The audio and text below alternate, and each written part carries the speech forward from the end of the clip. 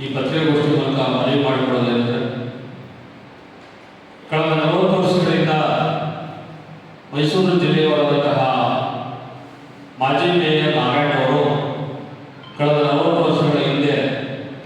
ಏನು ಪೌರ ಕಾರ್ಮಿಕರ ಸ್ಲಂಲಿರುವಂತಹ ನಿವಾಸಿಗಳ ಪರವಾಗಿ ಕಳೆದ 40 ವರ್ಷಗಳಿಂದ ಆ ಒಂದು ಪೌರ ಕಾರ್ಮಿಕರ ಮತ್ತು ಧ್ವನಿಯಿಲ್ಲದವರ ಪರವಾಗಿ ಧ್ವನಿ ಎತ್ತಿ ಹಲವಾರು ಹೋರಾಟಗಳನ್ನು ಮಾಡೋದರ ಜೊತೆಗೆ ಮೈಸೂರು ನಗರದಲ್ಲಿ ಪ್ರಪ್ರಥಮವಾಗಿ ನಗರ ಪಾಲಿಕೆ ಸದಸ್ಯರಾಗಿ ಮತ್ತು ಮೈಸೂರಿನ ಮಹಾಪೌರರಾಗಿ ಮತ್ತು ರಾಜ್ಯ ಪೌರ ಕಾರ್ಮಿಕರ ಸಫಾಯಿ ಕರ್ಮಚಾರಿ ಆಯೋಗದ ಅಧ್ಯಕ್ಷರಾಗಿ ಈ ಒಂದು ಪೌರ ಕಾರ್ಮಿಕರು, ಸ್ವಚ್ಛತಾ ಕಾರ್ಮಿಕರು, ಮ್ಯಾನ್ಯುವಲ್ ಸ್ಟೈಲರ್ ಪೌರ ಕಾರ್ಮಿಕರು, ಒಳಚರಂಡಿ ಕಾರ್ಮಿಕರು ಮತ್ತು ವಾಹನ ಚಾಲಕರ ಪರವಾಗಿ ಸರ್ಕಾರದ ಮಟ್ಟದಲ್ಲಿ ಅವರ ಬೇಡಿಕೆಗಳು ಮತ್ತು ಅವರ ಹಕ್ಕೊತ್ತಾಯಗಳ ಪರವಾಗಿ ಹೋರಾಟ ಮಾಡೋದರ ಜೊತೆಗೆ ಕಳೆದ 40 ವರ್ಷಗಳಲ್ಲಿ ಹಲವಾರು ಅಭಿವೃದ್ಧಿ ಕಾರ್ಯಗಳನ್ನು ಮಾಡಿಕೊಂಡು ಬಂದಿದ್ದಾರೆ. ಇದು ತಮಗೆಲ್ಲರಿಗೂ ಸಹ ತಿಳಿದಿರುವಂಥ ವಿಚಾರ.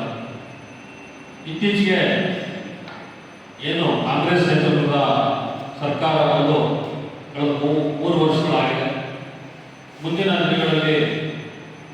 MLC ಸ್ಥಾನಗಳು ಖಾಲಿ ಇರುವುದರಿಂದ ಈ ಒಂದು ಪೌರ ಕಾರ್ಮಿಕರ ಪರವಾಗಿ ಯಾರೂ ಸಹ ಧ್ವನಿ ಮಾಡೋದಕ್ಕೆ, ಮಾತಾಡೋದಕ್ಕೆ ವಿಧಾನ ಪರಿಷತ್ತು ಮತ್ತು ಇದರಲ್ಲಿ ಧ್ವನಿ ಮಾಡುವಂತಹ ವ್ಯಕ್ತಿಗಳು ಇಲ್ಲದಿರೋದ್ರಿಂದ ಈ ಒಂದು ಕಾರ್ಮಿಕರ ಹಲವಾರು ದುಃಖ ದುಮ್ಮಾನಗಳು, ಅವರ ಬೇಡಿಕೆಗಳು ಇರೋದ್ರಿಂದ ಏನು ನಾರಾಯಣ ಅವರು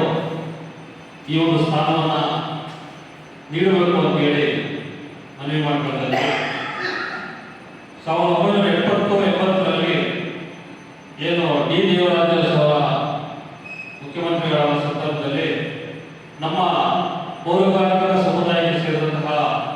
ದಿವಂಗತ IPD ಸಾಲೂರ್ ಅವರು